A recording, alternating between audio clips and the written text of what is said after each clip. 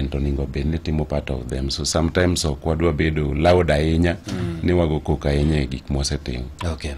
Maybe some of the challenges ma face ka who handle projects gieki gin mage? Challenges ngeny, but achiel kuomgi en ni demand ngeny. Koro demand kosebet mangeny to resources tin. Koro kiyud kitimo gik moko machop kare.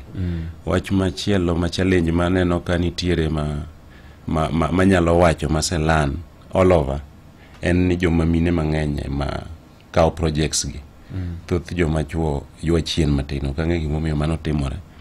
Mano bende challenge machielo sama itimo implementation mag activities ma.